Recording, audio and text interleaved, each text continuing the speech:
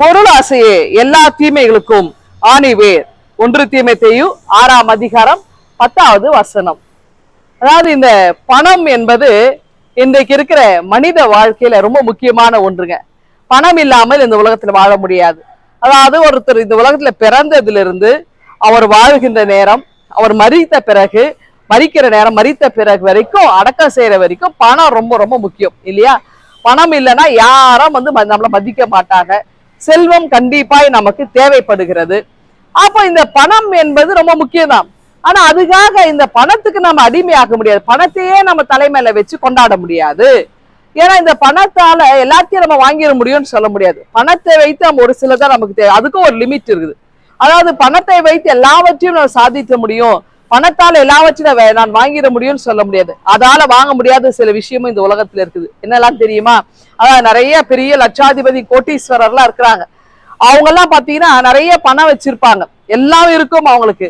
ஆனா அவங்களால பெற முடியாதது, பணத்தால பெற முடியாதது இன்னைக்கு இருக்குது நிறைய விஷயங்கள். என்ன தெரியுமா? நிம்மதி, சந்தோஷம். அவங்களால நிம்மதியான உறக்கம் இருக்காது, சந்தோஷம் இருக்காது. அதாவது சாலை ஓரத்துல பாத்தீங்கன்னா இந்த போக்குவரத்து நெரிச்சல் நிம்மதியா தூக்குவாங்க. பணம் ஒரு பைசா இருக்காது, ஆனா நிம்மதியான தூக்கம் இருக்கும். நம்மகிட்ட நிறைய பணம் இருந்தாலும் சில நேரம் தூக்கம் வராது. அப்போ இந்த பணத்தால பெற முடியாதது கூட இந்த சில விஷயங்கள் நமக்கு, இந்த அன்பு, உறவு, நிம்மதி, சந்தோஷம், இதெல்லாம் நமக்கு பெற முடியும். அப்போ இந்த பணம் என்பது மனிதன் படைத்தது, கடவுள் படைக்கல. அப்போ கடவுள் கொடுத்த இந்த உலகத்துல அன்பு இருந்தது, உறவு இருந்தது, பகிர்வு இருந்தது, இந்த கூட்டொருமை இருந்தது. அப்ப இதெல்லாம் வச்சியும் நம்ம மறந்து போய் பணத்தை நம்ம எப்போ கையில நம்ம தூக்கி பிடிச்சு ஓங்கி பிடிச்சு இந்த உறவுகளை மறந்து புறக்கணித்தோமோ அன்னைக்கே பாத்தீங்கன்னா பல்வேறு தீமைகள், பாவங்கள் வர ஆரம்பிச்சது. அப்ப பண ஆசைதான் எல்லா தீமைக்கும் ஆணி வேரா இருக்கிறது. அப்போ இந்த பண ஆசையிலிருந்து ஒருத்தர் வெளியே வந்துட்டான்னு வச்சுக்கலாம். அதான் போதும் அப்படின்ற மனம் இருந்தாலே போதுங்க. தேவையான இந்த உலகத்துல வாழ்வதற்கு உணவு, உணை இது தேவை, இருப்பிடம் தேவை, அது தேவையானது போதும். அளவுக்கு மீறி சேகரித்தல், அளவுக்கு மீறி நம்ம சேர்த்து வைத்தல், அதுதான் கூடாதுன்னு சொல்றது. தேவையான அளவுக்கு இந்த உலகத்துல நம்ம கொஞ்ச காலம் வாழ போறோம். நம்ம வாழ்வதற்கு தேவையானது சேர்த்து வைத்தால் போதும். அளவுக்கு மீறி சேர்த்து வைத்து வாழும் போது அது வீணாய் போகிறது, அது பாவத்தை விளைவிக்கிறது.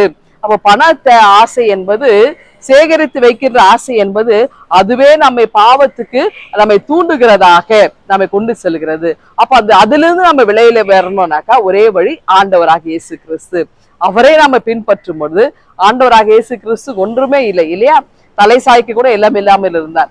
அப்ப இயேசுவை நம்ம பின்பற்றி அவரை நாம சார்ந்து வாழும் பொழுது ஆண்டவர் இயேசு நமக்கு நிம்மதியான வாழ்வை, சந்தோஷமான வாழ்வை, அழகான ஒரு வாழ்வை, அன்பான உறவுகளை ஆண்டவர் நமக்கு கொடுத்து நம்மை ஆசீர்வதிப்பார்.